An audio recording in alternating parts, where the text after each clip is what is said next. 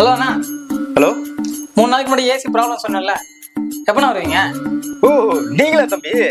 இந்த கிளம்பிட்டு தம்பி, அங்கதான் வந்துட்டு இருக்கேன். சரிண்ணா. The next day. நான் எப்பண்ணா வருவீங்க? இதோ பைக் எடுத்துட்டேன், கிளம்பிட்டேன், வந்துடுறேன். The next day. நான் எப்பண்ணா வருவீங்க?